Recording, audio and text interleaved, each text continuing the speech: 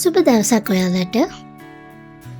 අද මම අරගෙන ආවේ ගැඹුරු තෙලේ බදින්නේ නැතුව, ඒ වගේම අවන් පාවිච්චි කරන්නේ නැතුව රසටම පැටිස් හදාගන්න විදිය. ඉතින් අවන් එකක් ගෙදර නැති කෙනෙක්ට වුණත් මේ ක්‍රමය පාවිච්චි කරලා පැටිස් හදාගන්න පුළුවන්. මුලින්ම අපි පැටිස් වලට කරිය හදාගමු.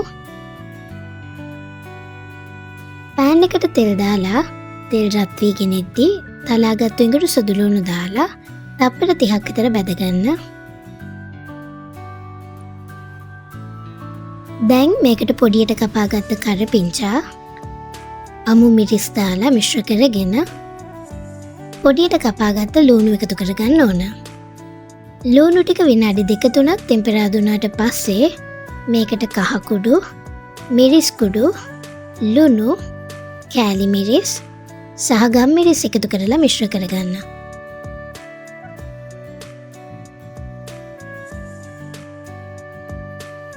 ඊට පස්සේ මේකට තම්බල පොඩි කරගත්ත මාළු ටික එකතු කරලා විනාඩියක් විතර හොඳට මිශ්‍ර කරගන්න. දැන් මේකට තම්බල පොඩි කරගත්ත අල ටික එකතු කරලා හොඳට විනාඩියක් විතර මිශ්‍ර කරගෙන මෙන්න මේ රස කරිය හදාගෙන පැත්තකින් තියාගන්න.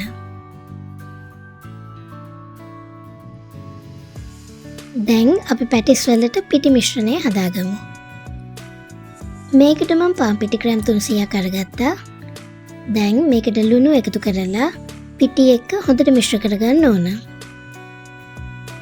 ඊට පස්සේ තෙල් මේස හැඳි දෙකක් එකතු කරලා හොඳට මිශ්‍ර කරගෙන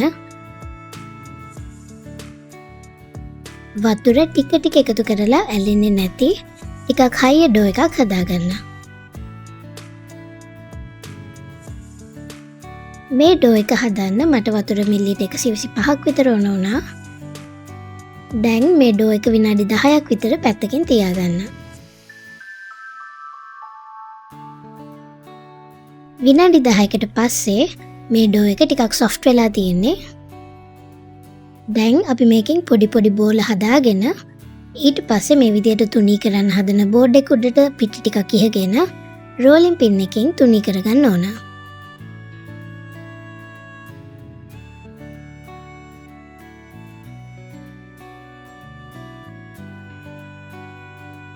දැන් අපි තුනී කරගත්ත ඩෝ එක මේ විදියට පැටිස් කට එකේ තියලා කරේ තියලා මෙන්න මේ විදියට අපිට පැටිස් හදාගන්න පුළුවන්.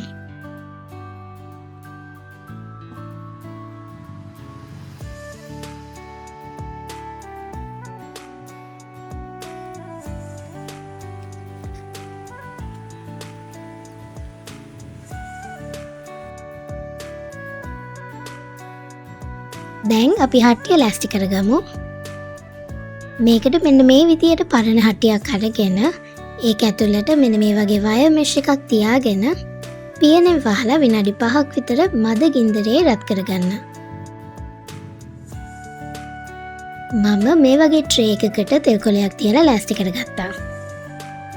ඊට පස්සේ මෙන්න මේ විදියට අපි හදාගත්ත පැටිස් ටික තියලා ඒක උඩින් බිතර ගා ගන්න ඕන. එහෙම ගාද්දී තෙල් කොලේ වදින්නේ නැති විදියට පැටිස් වල විතරක් ගා ගන්න. නැත්තම් පැටිස් ටිකේ යට පිච්චිලා කළු පාට වෙනවා. විනාඩි 5කට පස්සේ හට්ටිය රත් වෙලා තියෙන්නේ. දැන් මේ ට්‍රේ එක ස්ටෑන්ඩ් එක උඩින් පරිස්සමින් තියලා පියන වහලා විනාඩි 30ක් 40ක් විතර බේක් කරගන්න.